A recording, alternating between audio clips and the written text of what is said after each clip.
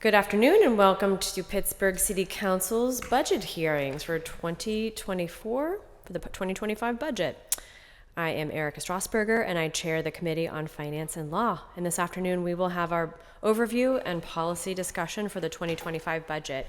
So I will be turning it over to our Council Budget Director Peter McDevitt and Assistant Director Kirsten Walmsley to give an overview. So I'll turn it over to Peter and Kirsten to take it away. Thank you, Councilperson. Good afternoon. My name is Peter McDevitt, and I am your City Council Budget Director. I'm joined today by my Assistant Director, Kirsten Walmsley, and we have a presentation prepared to review the budgets that Mayor Gainey shared yesterday.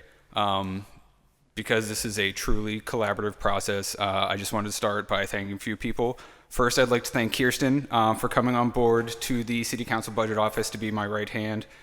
Kirsten's experience with the city's budget is incredibly valuable to us, and we will benefit greatly by having her on our side of the floor. I also wanted to thank our friends in OMB. The team over there has been working on these budgets for the past 6.5 months. And I wanted to give a special shout out to the two budget analysts who started this year, Avery and Alex, who were thrust into this process and really had to run before they could walk.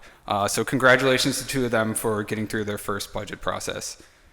I also wanted to thank City Council again for putting your faith in Kirsten and myself and giving us the opportunity to help shepherd these budgets through the end of the year. I also wanted to thank the City Channel team. They're going to be devoting a lot of time to the budget hearings. It's like their Super Bowl, if the Super Bowl was drawn out over a month and more exciting. I look forward to them frantically waving at me from across the room for me to tell people to turn their microphones on. Lastly, I'd like to thank the team in the city clerk's office.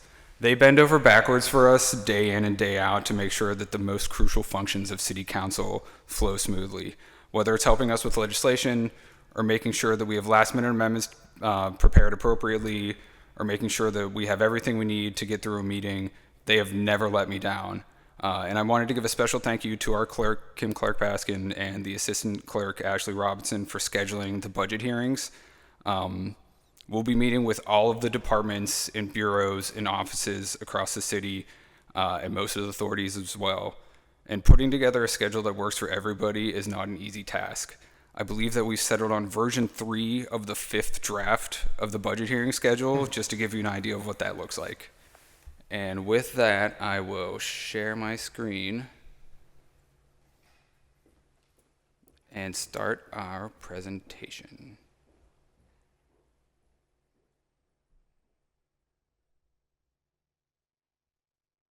Okay. So, here's our agenda for this afternoon. We're going to start with a quick look back at 2024. Then we'll move on to the operating budget and briefly touch on some of the trust funds that the city utilizes. Then we're going to take a look at the capital budget and the 6-year capital improvement plan. And we'll wrap things up with a quick high-level recap of the 2025 budgets and discuss what the city is facing in our future budgets. So, looking back, we've been talking for years, actually, not just 2024, about going into some lean years, fiscally speaking, and now we're here. We shuffled around ARPA money back in July to make sure that it was allocated towards projects and initiatives that we could spend money on before the end of the year. I would expect us to have one more minor cleanup in the next couple of weeks, but for the most part, the ARPA funding has been fully committed and allocated. Just this week, there was legislation to start the design process for Cali Recreation Center. That was one of the last projects to get under contract. We've also been working with an initiative that Councilwoman Gross had to spend money on composting. So we're buying a chipper for the forestry division to fund that. But there's going to be a little bit of money left over. So we'll just have one more cleanup to make sure that all the funding has been fully committed or spent. And that's a good thing, but it also means that we will no longer have ARPA money to fall back on. So as if it wasn't enough that we no longer have that, you may recall there were discussions earlier this year about concerns over a projected shortfall in our revenues and how we should address those. The shortfalls came primarily from wave after wave of downtown property reassessments appeals that took a big chunk out of our real estate tax revenues. That chunk was significant enough that it couldn't be ignored, so we took action. Led by Councilman Wilson, City Council approved the Downtown LERTA program to help stabilize the downtown real estate market and create incentives to convert the overabundance of office space into residential properties. And that LERTA program is a great first step, but it was never going to turn things around for us overnight. And despite revenues coming up about $15 million short of what we originally anticipated, we still are projecting to have a positive operating result. So that's good. Most of that is because of the buffer we had in ARPA. But also since bringing the real estate tax revenue in-house, Jen Gula and her team have done a great job of bringing in 4 times the amount of prior year taxes, real estate taxes owed than what we were getting under Jordan Tax Service. So thank you to them for doing all of that work and bringing in way more than we used to be getting for that. We're also able to stay within our means because of the work that OMB does when they prepare the quarterly financial reports. They take a hard look at where we're at with revenues and expenditures and determine whether or not we need to pull back spending. Over the next couple of years, I expect that we're going to collectively be reviewing the quarterly financial reports closely to make sure that we're all on the same page, council and the mayor's office and the controller's office, to ensure that we're prepared to pivot if necessary with our spending. Now let's take a look at the operating budget, and we'll start with how the budget meets legal requirements.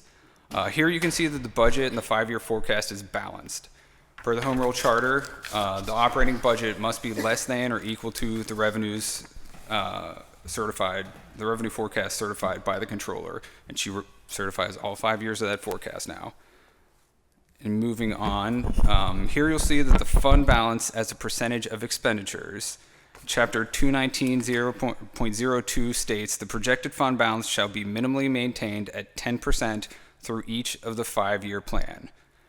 We've talked about this extensively over the past few years, but it's worth mentioning again that 10% is the legal minimum, but the GFOA recommendation is a minimum of 16.7%. You can see that we're getting really close to that legal minimum in the 50 years, down to 10.1%, which it doesn't necessarily warrant action now because it's 5 years out. We usually try to underestimate revenues and overestimate expenditures, but it's something that we need to be cognizant of as we move forward. And finally, you can see on this slide, the budget meets the debt limit ceiling. The code ordinance has a goal of limiting tax-supported debt service to 12%. These numbers, just so everyone is aware, these numbers take into account the bond issuance included in this year's capital budget and all the projected issuances in the 6-year capital improvement plan, which we're going to talk about later when we talk about the capital budget.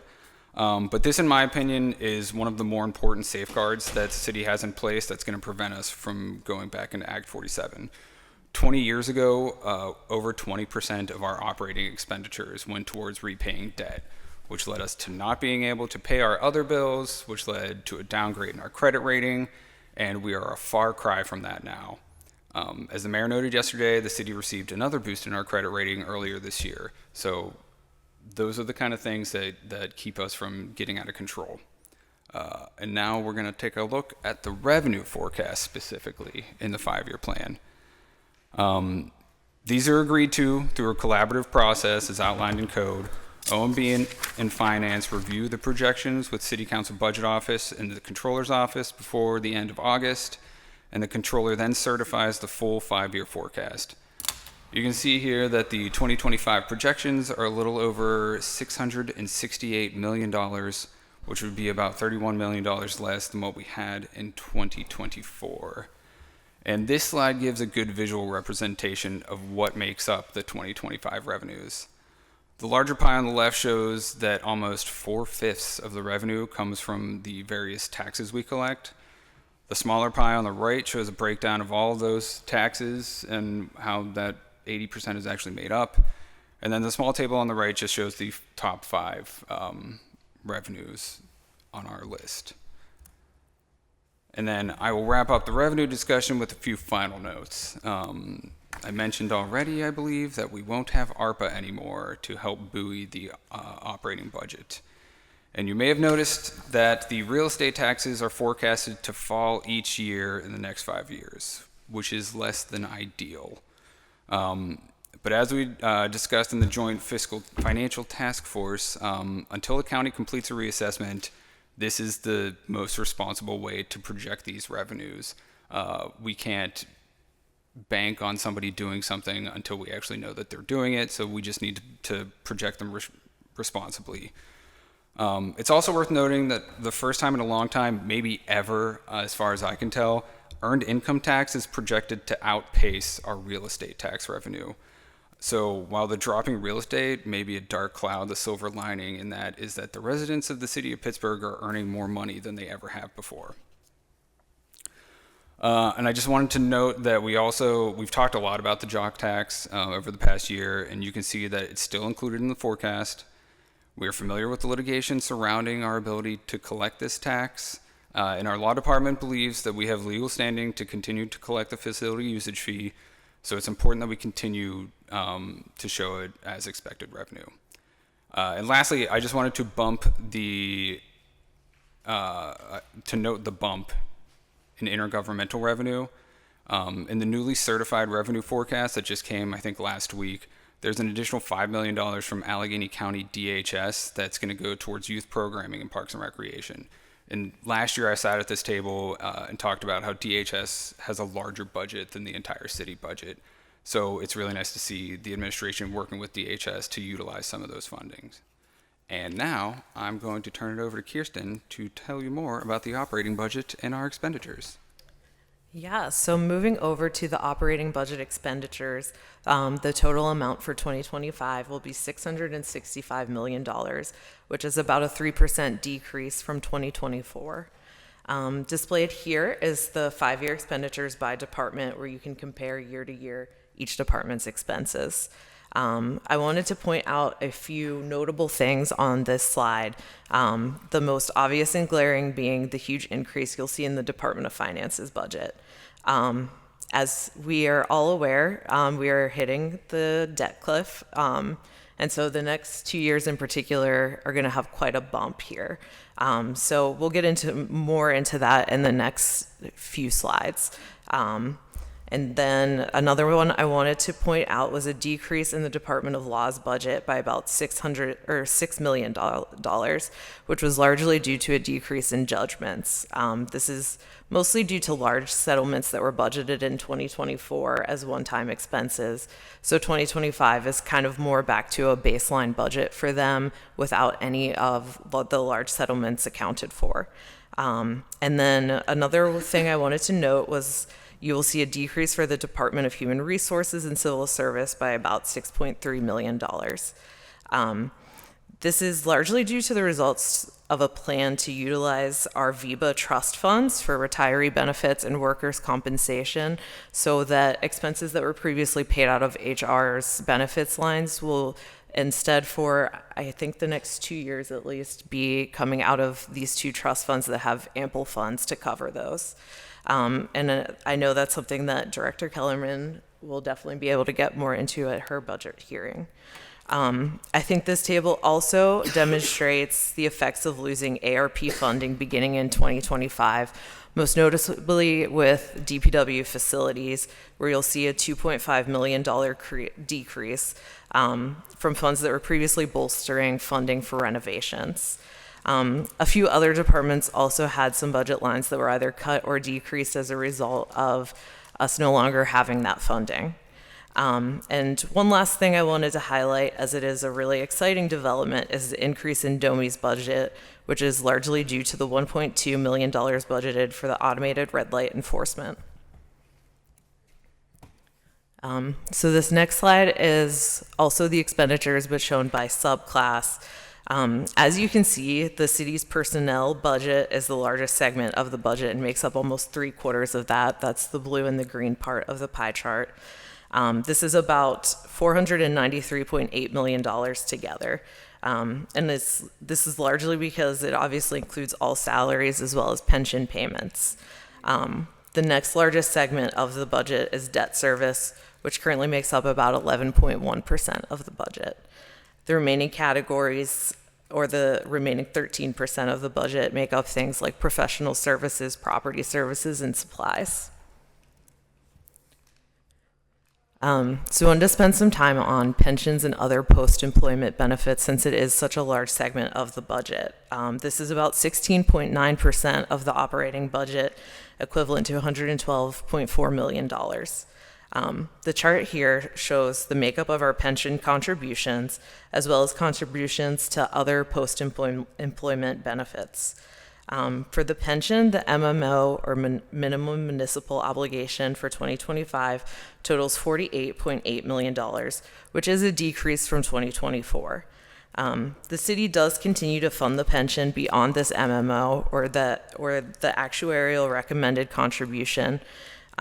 So the amount for that has actually increased for 2025 to kind of offset our decrease in the MMO. So we are still putting a lot of funding into our pension fund to keep it at healthy levels. I just wanted to note that the ARC also includes the $26.8 million contribution from the parking tax. So now one of the big ones is moving on to debt service. This category makes up about 11% of the city's operating budget for 2025. I think it's very clear here from both of these charts. You can very clearly see how much funding is increasing for 2025 and 2026, and then we have that very steep decline for 2027. The drop off in 2027 is by about $31 million.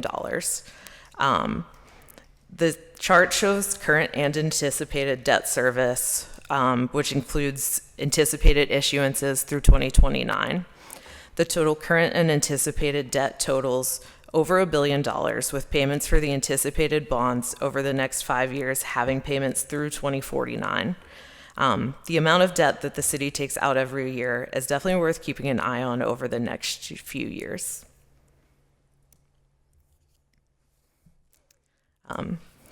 So since employee salaries and benefits make up almost 3/4 of the city's operating budget, I definitely wanted to spend some time highlighting the city's workforce. The total number of full-time employees for the city is at 3,587 positions for 2025. And this is spread across not just the operating budget, but also some special revenue funds that include trust funds and grants. There was a net decrease of 7 positions in overall between these various fund types, but there was a larger decrease of 52 positions in just the general fund, which is what we do consider the operating budget. A lot of that was then offset by increases in positions in some of the trust funds, which I will get into on another slide. Some of the notable workforce changes that you will see in this budget. Wanted to obviously start with the Bureau of Police, where the budget of the number of uniformed officers is now set at 800 positions, which is a decrease of 50 from 2024. This number was determined to be the number of officers that the city can realistically achieve through recruit classes, while also taking into account the average number of retirements per year. Something else that the Bureau has also put into their operating budget is an increase of 16 new civilian positions. These include a new police fleet coordinator, some police property and evidence technicians, and some police service aides that will work the front desks at the zones. A lot of these positions are duties that are currently being performed by uniformed officers. So by civilianizing these positions, these officers will then be freed up to work patrol and other uniformed duties. Some other exciting changes are the addition of 8 anti-litter inspectors in the Department of Public Works, as well as 3 additional lot coordinators. And the final notable change that I wanted to note in the workforce is the addition of 10 social workers under the Office of Community Health and Safety to be paid from the Stop the Violence Trust Fund. This will allow them to operate in all of the police zones, with 5 of these social workers being designated to a second shift, allowing them to have more availability in the evenings and weekends. Just a little bit of further breakdown on the city's workforce. About 59% of the city's workforce are public safety employees. As you can see here, there's a breakdown of the number of uniformed officers by bureau. And obviously, just wanted to note that there are many civilians in public safety that also support these bureaus. And then the next largest segment is for the departments of Public Works and Mobility and Infrastructure, which make up an additional 22% of the budget. The 2025 budget includes a 3% increase for most of the workforce per their respective collective bargaining agreements. A couple of notes on that, or exceptions. The rates listed for those positions that are subject to the Fraternal Association of Professional Paramedics are based on a tentative agreement that is still subject to full ratification. And then there are 3 other bargaining units, including both SEIU groups and AFSCME 2037, that have contracts expiring December 31st of this year. The budget reflects a 0% increase for these employees as negotiations are ongoing. And finally, just a few notes on trust funds. We wanted to highlight some of the larger trust funds, especially those that have budgeted positions. As you can see here, most of the budget positions, or at least the largest segment of budget positions, falls under the Regional Asset District for DPW. I wanted to highlight this one in particular because they have seen an increase in the number of full-time employees due to increased funding, and this has allowed some positions that were previously budgeted and DPW's operating to be moved to this funding source, allowing us to save money in the operating budget. And then the next largest funding source is the Stop the Violence Trust Fund, which now is mostly made up of the Office of Community Health and Safety positions, including those 10 social workers that we previously discussed.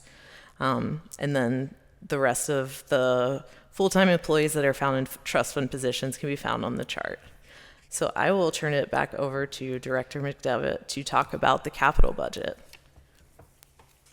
All right.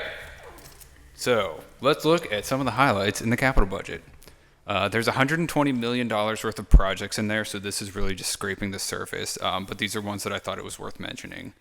Once again, there's a focus on existing capital projects, and that doesn't necessarily mean that we won't start planning or designing phases for projects that haven't been or that have been in the pipeline. It just means that we're focusing on what's already been in the pipeline and working through those projects before adding more onto our plate. It's nice to see that we're maintaining funding for neighborhood traffic calming projects. That was a big win last year, and they're continuing that this year. As noted yesterday, there's $20 million in the budget for street resurfacing, which is $3 million more than last year. Paving isn't the most exciting thing to spend money on, but it is one of the core services that the city needs to provide, and we're still playing catch up from years of underinvestment, so it's good to see a healthy investment there. I also wanted to highlight the completion of 2 different programs that we've been working on for a number of years. IMP will be completing the net PGH upgrades, which they've gone through all of the city's facilities to upgrade the cabling and equipment, which again might not sound very exciting, but it is an incredibly important initiative that needed to be funded just to ensure that we could operate functionally as a government. And also, we are completing upgrades to the Fire Bureau's equipment that have been spread out over 3 years. We started that 2 years ago, obviously, and just systematically upgraded different pieces of their equipment. And we have funding this year for supply hoses and a thermal imaging system. And I'll also note, we'll see this on the next slide, but there has been a shift in TIP funding.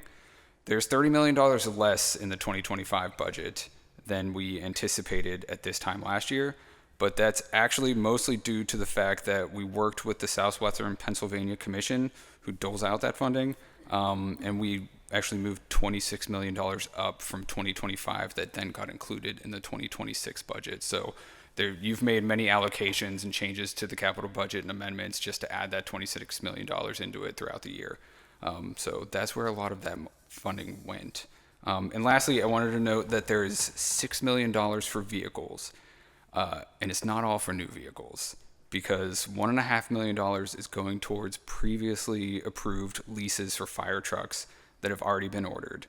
So this is just the nature of funding available in tight years that we're in, but it's also not close to what we should be spending to replace our aging fleet. This is absolutely something that we can't make a habit beyond the next 2 years. And moving on, these are just going to be some visual slides. This is a look at funding for our 6-year capital improvement plan. I'm sure you remember my framing of this last year, so I won't go into depth, but capital projects take a lot of time and a lot of money, and they are often phased into multiple years. So that's why we present and approve a 6-year plan, not just next year's budget. And here is a look at the funding sources that go into the 2025 capital budget. And just to give a quick reminder of what all of the funding sources are. And I wanted to go over the first one clearly to make sure that we're all on the same page. This budget includes $62.6 million in bond funding. We do not have that money in hand. If this budget is approved with bond funding included, that is essentially a green light for the city to move forward with a bond issuance, which council will have to approve in a separate process at the beginning of next year. So don't be taken by surprise whenever we see legislation if this budget is passed with bond funding at the beginning of next year. Legislation will be brought forward sometime in January or February to approve that bond issuance. Moving on, PAYGO funds are transferred from the general fund. They are wholly dependent on what is available in the general fund balance after operating expenditures are accounted for. So if we have more of a fund balance, then that's a bigger transfer to capital. In years like this year and next year, it's going to be a much smaller transfer to capital. And the community development block grants are federal funds that must be spent within accordance of HUD guidelines. And the other funds are made up from outside funding sources, most notably TIP grants from the federal and state governments, but also just grants from whoever. And circling back to the CDBG funds, this slide is a throwback to Mike Strelick when he worked in the City Council budget office, and I think it's important that we keep showing it. You can see on the graph, the graph of the blue line, we used to receive a lot more CDBG funding from the federal government to help us fill the gaps in our budget. And as you can see in the graph in the orange line, the CDBG dollars we receive today are not only less, but they are also much less valuable because of inflation.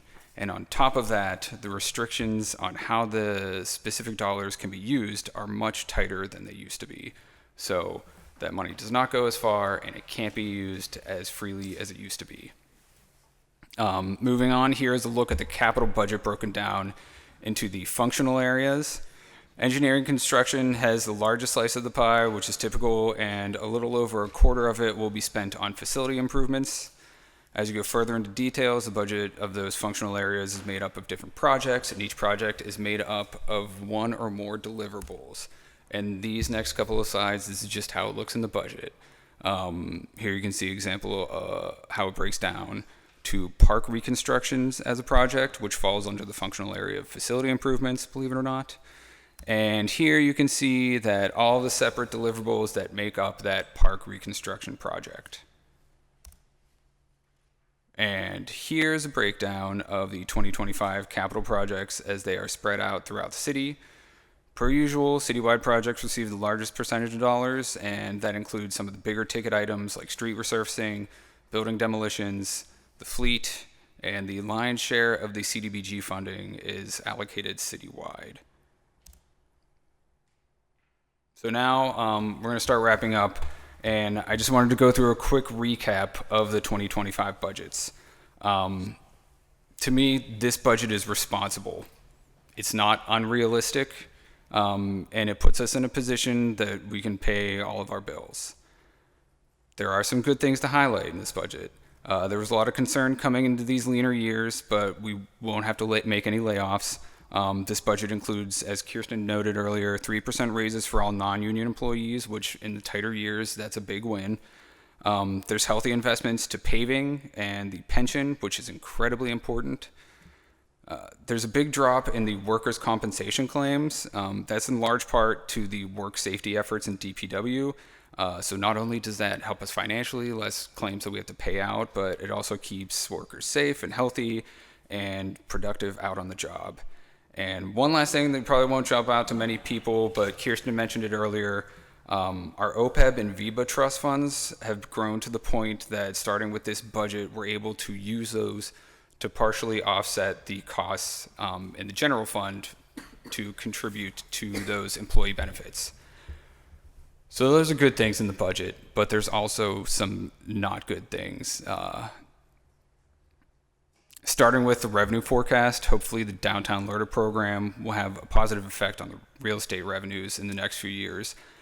But until the county completes a reassessment, that line is going to continue to be a bit of a question mark.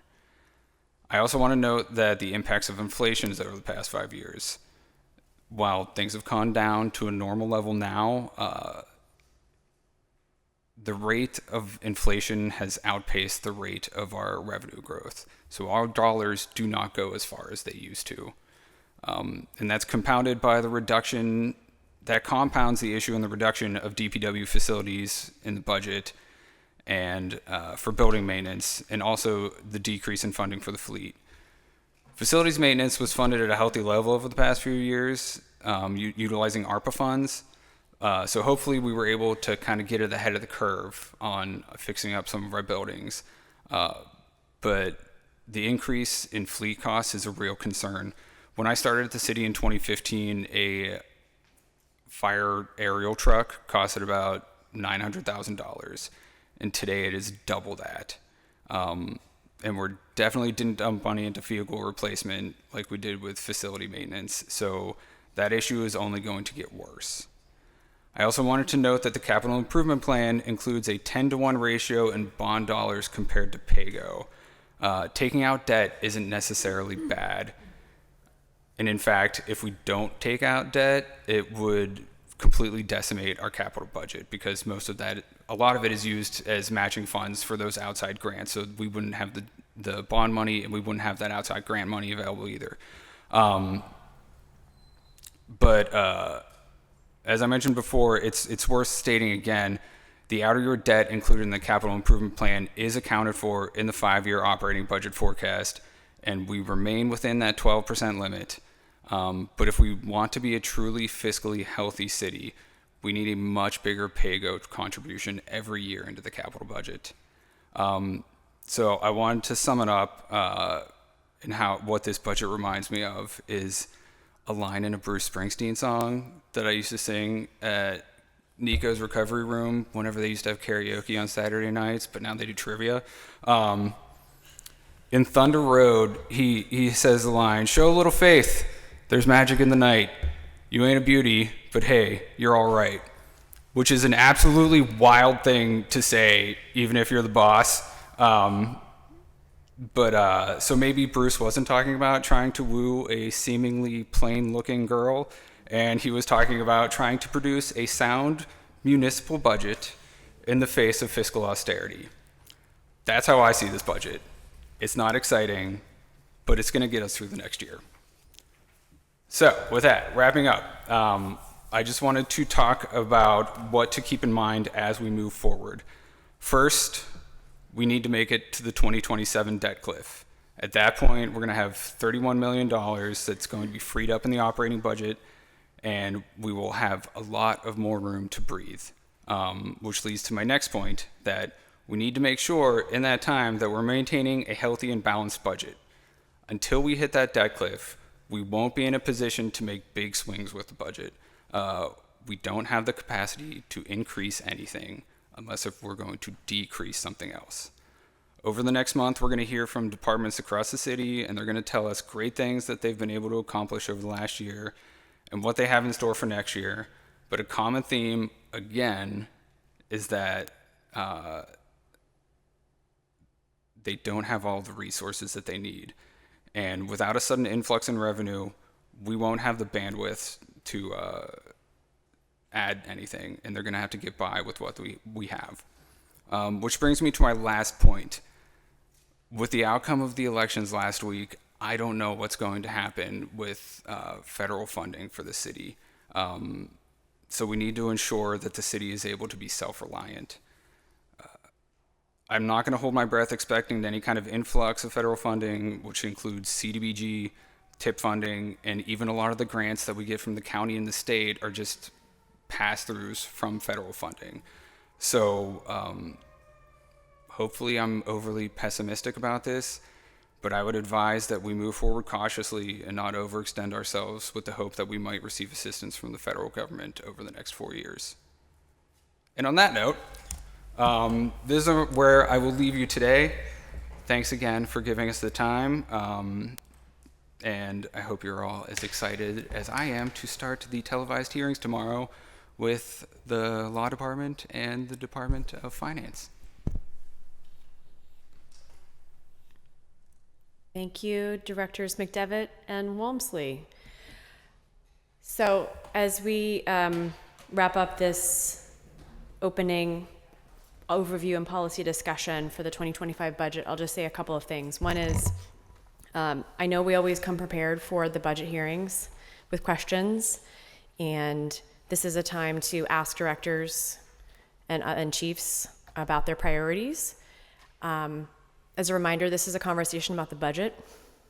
So come with your questions about the budget, come with your comments about the budget, and let's try to keep it, as we know, our work doesn't end just because we're focusing on the budget. So for everyone's sake, the directors and our colleagues, let's exercise brevity in our questions and our comments, because we have another month of these hearings before the final line item vote. And I also, just in addition to everyone that Director McDevitt thanked, I want to thank our budget, our council budget office, for their work up until this point and for the work that they will be putting in over the next month to assist us. And then for my part, I look forward to meeting with each and every one of you to understand your thoughts and your questions about the budget and any other tweaks or amendments that you might be seeking between now and the final line item vote. So look forward to having those discussions. I know that the budget office is here for you. I'm here for you as a resource as needed. And with that, I will take a motion to recess our budget hearings. Is there a motion? Second. All those in favor? Aye. Aye. Budget hearings are recessed.